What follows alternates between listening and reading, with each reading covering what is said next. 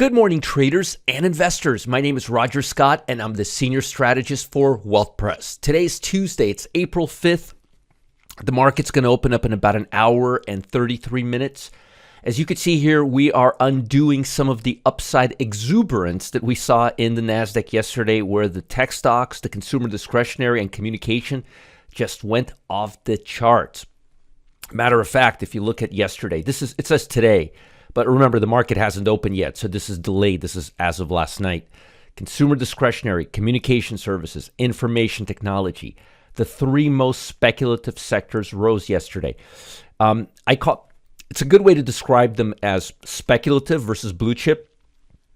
These are highly, I don't want to call them junk versus blue chip, but these are highly speculative assets that typically rise in a good, solid economy or when there's lack of war. So this was actually a very, very bullish sign for the market. Matter of fact, as I've been saying, last several days, 5 days, look at consumer discretionary. It's been moving higher. It's not at the bottom. Matter of fact, last 30 days, consumer discretionary. 1 month, consumer discretionary and information technology. And then followed by basic materials. You can't make this up if you tried, because basic materials is a fairly defensive sector. But nonetheless, this is very, very telling. And this is telling us that the market is assimilating into its price the current war scenario, or at least as much as we know right now. In terms of Fed data, we had factory orders yesterday. The number was all the way from -2 to +0.8. When it's this wide, it just tells us the analysts have absolutely no clue what they're talking about or what the expectations are. But the consensus was -0.6. We came in -0.5. The numbers are slowing down, obviously, because of the supply chain and because of the inflationary pressure. Not a big surprise, and it didn't deter this market from rallying like crazy yesterday. Today, we have the ISM manufacturing and international trades and goods and services. This is a pretty big report. It's going to be coming out today before the opening bell, and we'll talk about how it may impact the bond market, because these reports impact the bond market, and so will tomorrow's FOMC minutes, which will tell us what the Fed was thinking when they raised rates last time and the sentiment towards raising rates again in the future Fed meetings. That's coming out tomorrow. We have to keep an eye on the bond market. As you can see, the bond market has been choppy. It's been choppy now. It stopped really going down since, let's see here, the 14th, which was about 25 days ago or 25 sessions ago. The bottom line is, for the last 1, 2, 3, 4, 5, 6, 7, 8, 9, 10, 11, 12, about 15 trading sessions, we haven't gone anywhere. Now, we've been really going down, as you can see here, for quite some time. So I think the bonds, have finally assimilated the current value in terms of the long yield and the short yield. And I think the bonds are starting to go up, at least for the foreseeable future. I'm not seeing the Fed doing much right now that would impact the bond market, and they've already priced in the full-on schedule that the Fed tends to do. So I think the bonds are actually going to go a little higher unless we get some really negative news on the economy. But I think ultimately, if things stay status quo, they're going to go a little higher before moving down. That'll give us an opportunity to sell them before they cool off once again. Volatility, folks, I can't believe I'm saying this, but volatility is at 19, and we're in the middle of a war right now. And one bullet falling 5 feet out of Ukrainian zone and into NATO territory, and we're in World War III. So the fact that the fact that volatility right now is below 20 is actually kind of shocking, but very positive for the market. Anything below 20 is telling us that we're not at a level of fear. Now, looking at the global market and giving you a little, before we get into the price levels, oil prices rose Tuesday as Western governments considered more sanctions against Moscow in response to evidence that Russian soldiers deliberately killed civilians.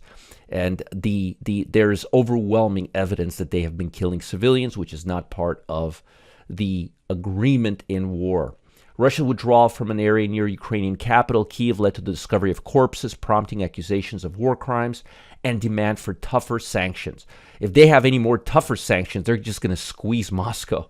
The invasion of Ukraine has elevated concerns about rising inflation and the impact on global economic growth. Prices of everything from food to clothing we already saw are rising and have been rising because of COVID, and the war has added to the volatility for energy prices since Europe depends on Russia for a very large percentage of their oil, natural gas, and commodities. Chinese markets were closed for holidays, but many in the largest city, Shanghai, were under lockdown due to a worsened COVID outbreak. And I thought this thing was over. Shanghai recorded 13,354 cases on Monday, the vast majority of them asymptomatic, bringing the city's total to more than 73,000 since the last wave of infections began last month. I'm praying to God this thing doesn't go across the ocean. The World Bank downgraded its 2022 growth forecast for the Asian Pacific region to 5% from 5.4%, in part due to the disruptions of commodities, financial strains, and higher prices relating to Ukraine. And that follows a rebound of 7.2% growth in 2021 from the pandemic. We just can't get a break, right, folks? Looking at the Dow Jones, let's start with the Dow. Levels we're at are very interesting right now.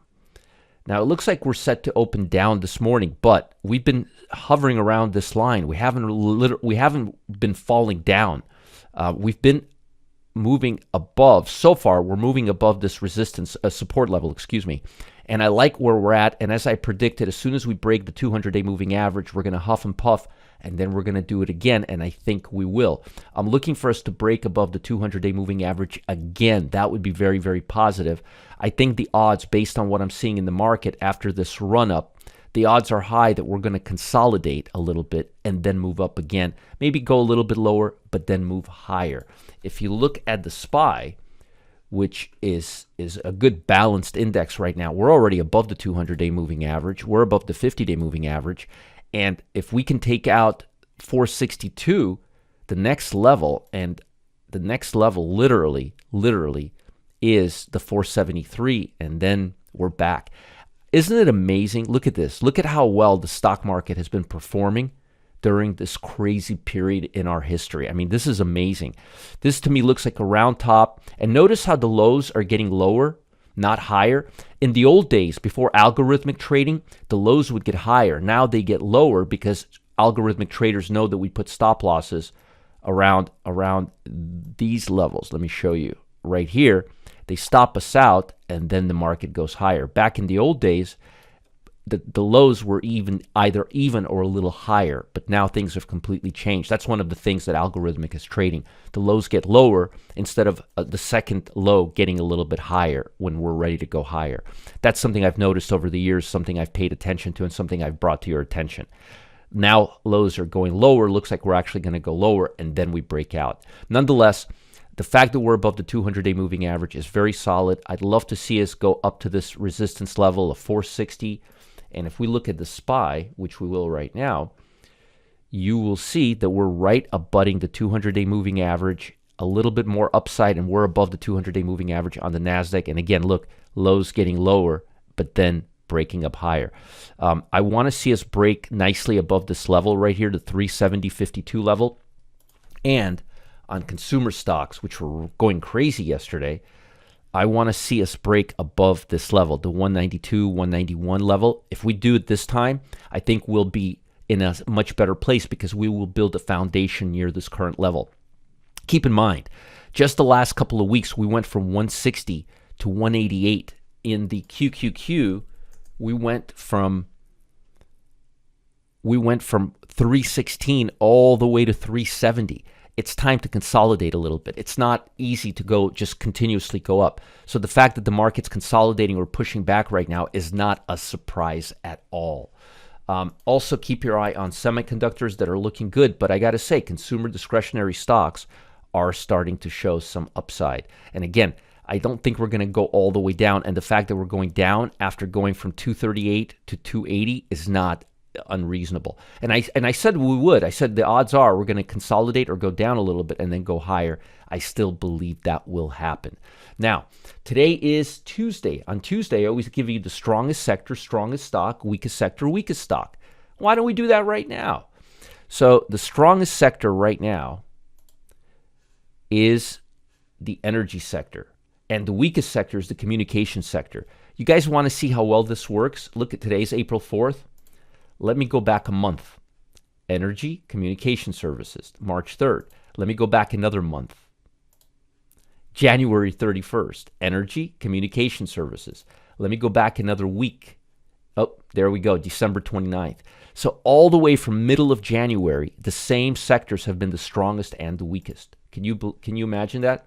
So energy is the strongest, communication services is the weakest. We'll go to our S&P scan, and we'll go to the top, and you could see here, the same damn stocks that were going up 2 months ago are the same stocks that are going up right now. Twitter obviously is going up there. That's new, but Mosaic, Halliburton, Occidental. This is a new one. NLSN, APA I've been talking about for months now. Marathon I've been talking about for months. Devon Energy I've literally been talking about for months. Same stocks, same stocks. The strongest stock right now is Oxy. Oxy and then Mosaic. We're long Mosaic. I believe we're long Mosaic, or we were long Mosaic. One or the other. Anyhow, Mosaic, you can't go wrong with any of these three. HALMOS and Oxy. And I like this one, Nielsen NV. This is a new one that's coming up on my radar screen. NLSN. Let's see what they do. NLSN. Oops. NLSN. Let's see. Business services, industrial stocks, data collection. Let's see. Whenever the stock starts showing up on my screen, that's a very, very positive sign. So again, I'm digressing, but the strongest stock is Oxy, Mosaic, Halliburton, these three. And the weakest stock in the communication services would probably be, let's see here. Netflix is a communication stock, believe it or not. I think it is, at least now. Let's see here. This IPG Photonics or Etsy. Let's see. Is Etsy communication? I think it is. Let's see. If it is, definitely Etsy. No, that's business services. Let's see. What's the weakest communication stock right now?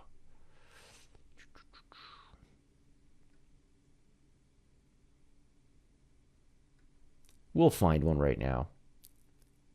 Qualcomm, right here. There you go. Qualcomm. Still below the 200-day moving average. Still looking lower. Very, very weak. So Qualcomm is the weakest communication stock. Yeah, I wouldn't be buying Qualcomm right now. I'd probably be selling Qualcomm right now. Or at least I wouldn't be long Qualcomm right now. So this is the weakest stock. The weakest sector is communication sector. The strongest is energy. And as I showed you, nothing really changed too much. We've got Occidental, Mosaic, Halliburton, Apache, US Marathon, and keep your eye on this NLSN. That's new on our list. So is NOV, and so is Twitter. Now, folks, before I let you go, I've got something important for me. For you, not for me, for you. The yield curve just inverted, and the Fed could do something extreme. I'm going to go live at 1 p.m. Eastern Time on Wednesday to give you my number one sector play for the next 6 months for free, no cost. Markets have been resilient lately despite the war and interest rates that are almost certain to rise again very, very soon. The Fed told us they would, even by 50 basis points. But that's priced into the market. So this is a very confusing time for some traders. I want to give you clarity. I want to take away the ambiguity. Join me and go over the strategy that's been working, and it's been able to crush the S&P return 9.5 times over the past 12 years. You got to check it out. You're going to love it. It's perfect for the craziness that we're seeing in the market right now. And I want to show you how the yield curve can impact the stock market over the next 6 months to a year. Follow the link below, RSVP for Wednesday's event. And tomorrow, oh boy, I'm going to give you one long, one short, actionable trade idea. If you're watching on YouTube, follow this link in the YouTube Wealth Press channel. There's a descriptor below this video, and the link is there.